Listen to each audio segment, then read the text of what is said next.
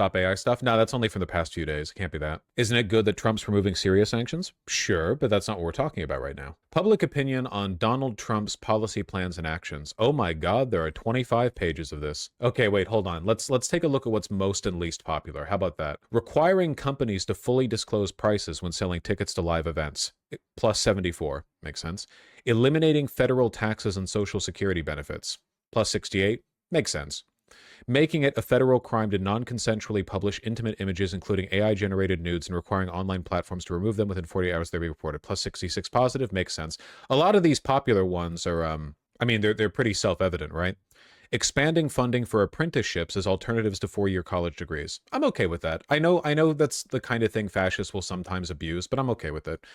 Plus 56. Designating criminal cartels as foreign terrorist organizations. I said this in the offline segment that I recorded.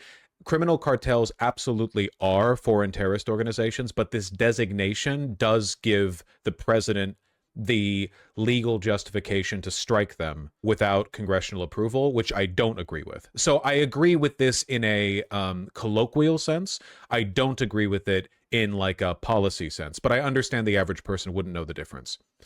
Eliminating federal taxes on tips, plus 55, makes sense. Using the Alien Enemies Act to deport immigrant gang members, drug dealers, and cartel members. I don't agree with using the Alien Enemies Act at all, but plus 55 on that one. Releasing the JFK records, banning artificial food dyes, blah, blah, blah. Okay, yeah. So a lot of these are just like basic dumb guy, you know. Here, hold on. What's least popular? Bring me all the way back. There we go. Allowing automakers to withhold reports of certain non-fatal self-driving car crashes, minus 73. Removing building codes that are intended to protect against natural disasters, minus 71. Cutting funding for scientific research on cancer, minus 63. Jesus. Replacing certain frontline healthcare workers with artificial intelligence avatars, minus 62. It is a pro-cancer administration. That is true. I still don't get the cancer one. They just want you to die. Why do you call cartels terrorist organizations? It doesn't make sense. I mean, they're non-state militarized agencies that commit acts of violence and destruction against civilian targets in order to propagate a political message and favor themselves. I mean, it's like they're definitionally terrorist organizations. It's just, again, like a designation that I think has bad foreign policy consequences. Cartels are political? Yes.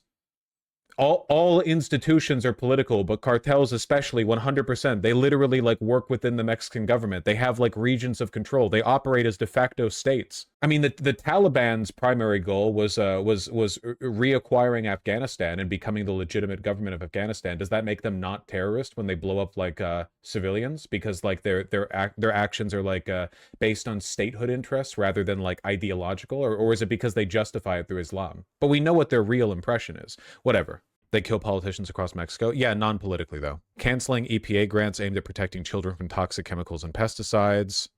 The State Department spending $400 million on armored Teslas to transport diplomats. Shutting down the Institute of Museum and Library Services. Yada, yada, yada, yada, yada. Oh, man, they really did the data mail business with this one, didn't they? Look at that. A majority of Americans seem to support the creating a commission to audit the federal government and cut government spending. Doge has been a massive failure so far, by the way. I think I was planning on talking about this, but I didn't. Maybe I forgot to. I'm stupid. But there was literally an article where an interviewer talked with a person who was with Doge, who started like trying to audit the federal government, and then he backed out because he realized, like, wait, they're actually pretty efficient. Hold on a second. Do I want to make its own segment out of that? Nah, probably not. Give me a snippet. Now that he's here, he says he finds himself surrounded by people who, quote, love their jobs, who came to the government with a sense of mission driving their work. In a sense that makes the Doge agenda a little more complicated, because if half the government took a buyout offer, then we wouldn't have to do much more, he says, implying software can replace departing employees. We just use software to plug holes. Most socially and politically literate Silicon Valley tech guy. But that's not what's happening. Lavingia's skills with automation, which have helped him keep Gunroad lean, are what he hopes to bring to the VA. But when it comes down to it, what he's found is a machinery that largely functions, though it doesn't make decisions as fast as a startup might. I would say the culture shock is mostly a lot of meetings, not a lot of decisions, he says. But honestly, it's kind of fine, because the government works. It's not as inefficient as I was expecting, to be honest. I was hoping for more easy wins. Very funny. Oh, here's another fun one. Since the Social Security Administration installed new anti-fraud checks on claims made over the phone, only 2 claims out of over 110,000 were found to be likely fraudulent, according to internal documents I obtained. The policy has slowed down payments, though. Retirement claim processing is down 25%. Incredible. That's the goal? I mean, yeah, but, you know. Yeah, and this one up here, that's a popular one.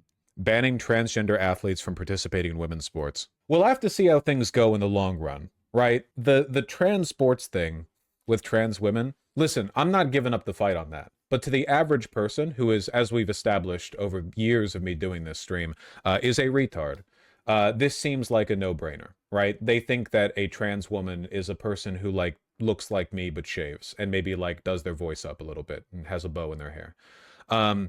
Given, like, in light of that information, you're getting an answer you'd more or less expect, I suppose. And has awful taste in music, well, that part is true. It's really where the public opinion shifts on the other issues, right? We'll have to see how things shift on, like, the don't say gay law, right? Like the popularity of banning any discussion of, say, gender, which in practice means banning, like, trans and gay people from being vocal in schooling, or you know, anything that extends beyond the military and sports, because those ones are going to be considered layups. I just don't understand how people can be so riled up about things that don't impact them. You have to understand that to the average person who thinks trans women shouldn't be allowed to play in women's sports, they're not, quote unquote, riled up about it. It's that a lot of them think it's a no-brainer.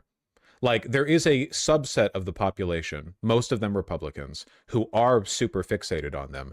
But for the most part, this is people just shrugging and going, yeah, that makes sense. You know, they don't think about it that much. Yeah, it's a common sense argument thing. Exactly. Trans people are too strong for sports, but too weak for the military. I know that it's seen like as a zinger, but as Matt Walsh said on Twitter, the argument isn't that you're too weak for the military. It's that you're too mentally ill for the military. You have to know the argument, right? Plus 22 points of support for designating large-scale fentanyl trafficking as a weapon of mass destruction. Ending congestion pricing in New York City. Why 40% support? In car Hitlerites. New Jersey people. They flooded the poll. Plus 21 for the Golden Dome. I just think it's notable that for the most part, the things on which Donald Trump is most unpopular are the things that he's been talking about the most. Keep in mind, like, economy is up here at -8, which is relatively good for him, but keep in mind that he started with this being his main lead.